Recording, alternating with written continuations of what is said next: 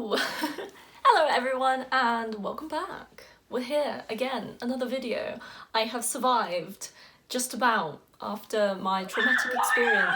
Nothing a tub of ice cream can't fix.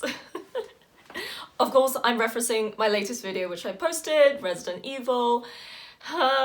Looks like I'll be doing a part 2 because my goodness, you guys are loving it, so yay. Thanks for that, great. Anyway, welcome back everyone, all my little babes out there. How are we all doing today? Oh, actually no, it hasn't been. Oh no, my light just died. Oh, how sad. Brilliant, so today is a cosplay video because some of you will remember that way back at the beginning of March when I was in that one sidebed video, I mentioned that the way I found out about MerCon was that I used to go to Comic-Con. So I used to cosplay a lot. I did cosplay for about 3 years in a row from 2016 to 2018, and then from 2018 to 2019 was when all my mermaid research happened, and then 2019 onwards was like mermaid central, so I didn't really have any time for cosplay. But some of you guys were really interested in learning about my cosplay stuff and seeing what I did, as I've been scaring you and shocking you with my Pennywise video that is further down in my YouTube channel history. So yeah, I'm hoping that this video will give a little bit of explanation to that masterpiece that some of you guys have watched already. So back in 2016, I decided that I wanted to try out cosplay. Why not? I've always made stuff. I'm very creative. I love doing things with my hands, and sewing and making things has always been something that I've loved to do. And I decided that I wanted to put this kind of skill into a competitive stance, and that's why I decided to do cosplay. So the primary reason that I did cosplay was to compete, as if you compete, there's a chance that you can like win prizes, win money back, which can kind of reimburse you in all of your funds that you would have spent making the costume, basically. Obviously, it was super fun, and you know, going to the conventions is super fun as well, but I am a bit competitive, so that was kind of like the driving force behind me wanting to do these conventions, basically. My first costume, which I started making in March 2019, took me 6 months to make because it was my first fully, oh my goodness, craft foam built costume. I'd never made anything like it before, and there was a lot of trial and error, and I actually ended up making the bodice of it like 3 different times because I just couldn't get it right until that final go. I based my character off of the Draenei character race from World of Warcraft, which was a game that I used to play religiously, but then I lost my job and I couldn't pay the subscription, the monthly fee for it, so I stopped playing it, which was probably good because I needed to start concentrating on other life things. Yeah. So I started making this costume and it was going really well, apart from the fact that it took 6 months. So I got it ready for Showmasters London Film and Comic-Con, which was in July of that year, 2016. And I went and it was amazing, it was super fun, but I'm not gonna lie, I can still remember the pain that was in my calves because part of the Draenei character is that she has hooves because she's kind of part goat, I think. I don't really know, but yeah, there's horns, which you can see in the photos, and then I also had heels, which I sawed the heel off to kind of create that bow-legged goat kind of look. So obviously I was walking around all day in those things, and my calves were not used to that kind of stress. Little cosplay tip, always bring a spare pair of shoes. I now do this all the time. And while I was at the convention, I walked around stalls, had photo opportunities, all that kind of stuff. I went on the Friday and it was so much fun, and I entered into the Cosplay Masquerade. So instead of calling it a competition, they call it a masquerade.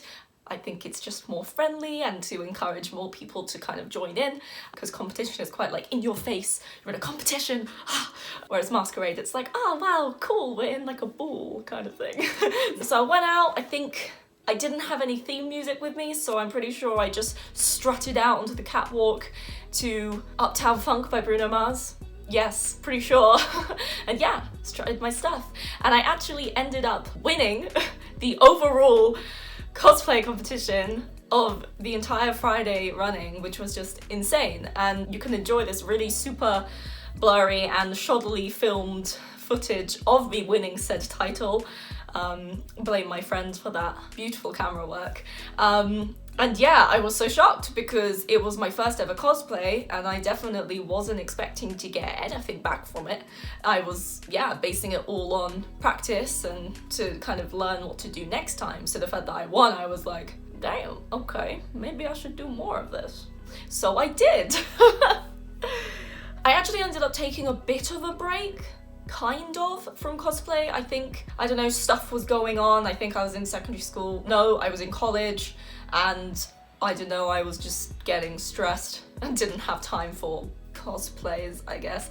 But it wasn't until October, well, a few months before then, Halloween, that I decided I wanted to start making my next cosplay. Now, some of you guys will be thinking, Pennywise, yes, it was. But before I turned my Pennywise costume into the male Pennywise that you see before you now, in that video, I actually made a female version. Cause you know how it is, Halloween, you know, you're a girl of a certain age, you kind of want to go to the club and dress sexy. And I guess as much as I wanted to do that, I also wanted to dress scary because I love FX makeup and I love dressing up as characters and all of that. But I think if my friends were going to accept me and allow me to come out with them, I kind of had to look a little bit sexy. Yeah. So I made the female version first, which was good fun, you know, and it was probably a lot more club friendly, let's say that. I got a lot of looks, a lot of photos, it was great fun, and yeah. So that was cool. So I made a female Pennywise before I actually turned into the male Pennywise, which I didn't actually end up using until 2018, but I'll come back to that. So after that 2018 Pennywise thing kind of happened, during this time I was also working at Thorpe Park Fright Nights as a scare actress. It was so much fun and I will be doing a video about it because so much fun, I love it. And I'm a bit of a theme park nerd as well, so yay! So I'll be doing videos about that as well. Anyway, so from there, you know, a few months passed and then I decided, right, it's time to start making another cosplay because, you know, it's been a year since I won my last title. I want to try and win another one because why not? Yeah. So 2018 came and I decided I was going to go to MCM London Film and Comic Con in the summer and to bring my Sergeant Calhoun cosplay to life. I am a massive fan of Disney, everything Disney, and I love the film Wreck-It Ralph, and ever since I saw that character, Sergeant Calhoun, I was just like, I need to do this, yes. So I started building, and yeah, it was challenging, I'm not gonna lie. I spent a lot of money on it. I used LEDs, I used lighting, I used new like craft foam and stuff like that, so I was using a lot of new mediums that I'd never used before, but with my sewing skill that I had kind of built up over the years, the kind of like underbase stuff was a lot easier to put together, so actually kind of made everything a lot easier than all my previous costumes because I had so much more experience making these kind of things by now. I managed to get it done in about 3 months, which obviously halved my costume making process. When I finally finished it, I was so happy because my gosh, it was a build and a half.